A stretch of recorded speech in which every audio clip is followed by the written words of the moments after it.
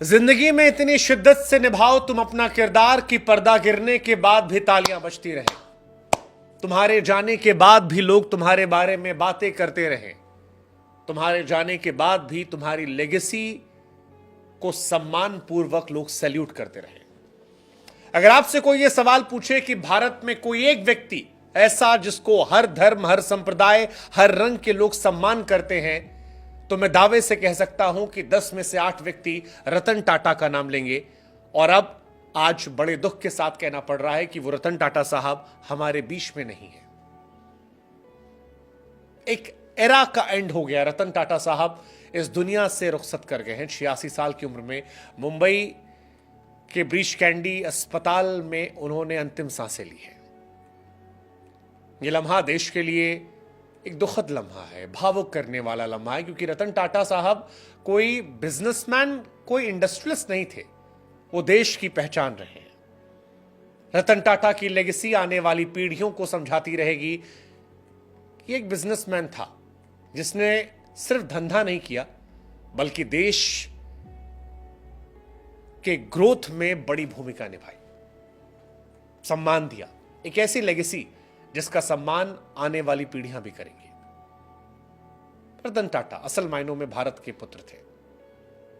वो लेजेंड जिसने बिजनेस की दुनिया में जिस तरह से कारोबार किया, उसने भारत का मान दुनिया में बढ़ाया। चाहे वो फोर्ड कंपनी को उसकी हैसियत दिखाना हो, इंडियन आर्मी को तमाम गाड़ियां देनी हो, देश की नई पार्लियामेंट बिल्डिंग बनानी हो, एयर इंडिया को डूबने के बाद वापस लेना हो, बहुत सारी चीजें।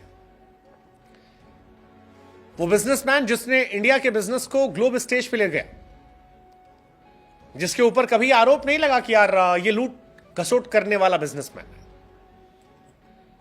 आप देश के किसी और बिजनेसमैन का नाम ले लीजिए, लोगों की जुबान से पहला शब्द निकलेगा अरे यार लूट खाया है।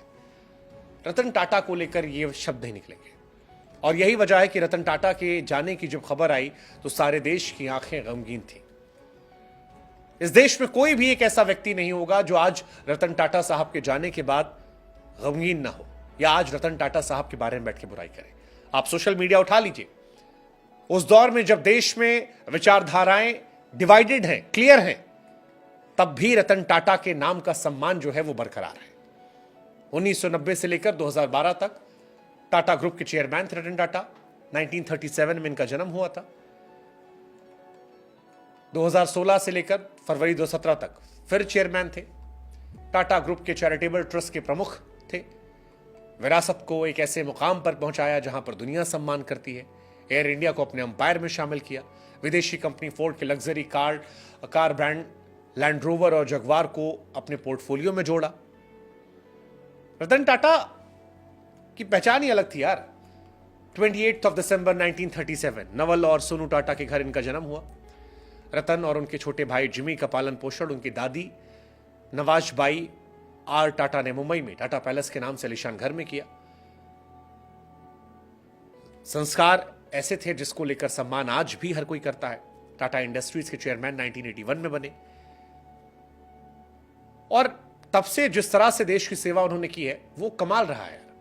हार्वर्ड बिजनेस स्कूल के एडवांस मैनेजमेंट प्रोग्राम को उन्होंने पूरा किया। 2000 में उनके नेतृत्व में टाटा समूह आगे बढ़ा। टाटा ने Tetley, Corus, Jaguar, Land Rover, Brunner Mond तमाम कंपनियों को अपने अधिकृत किया और बढ़ाते गए। 2008 में टाटा नैनो को लॉन्च किया था। उसी साल भारत सरकार ने दूसरे देश के सबसे बड़े नागरिक सम्मान पद्म विभूषण सम्मानित किया। 2012 में 50 साल बाद टाटा सन्स के चेयरमैन के पद से इस्तीफा दिया।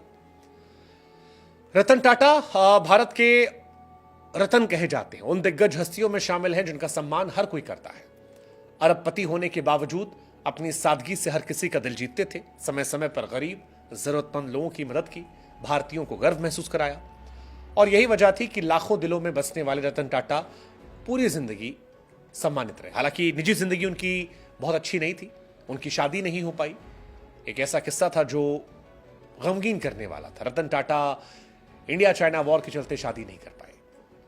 लेकिन टाटा साहब भले शादीशुदा नहीं है, भले उन्हें कोई औलाद नहीं है, लेकिन आज सारा देश उन्हें अपने अभिभावक के तौर पर देखता है। और यही वजह है कि रतन टाटा का सम्मान हर कोई करता है।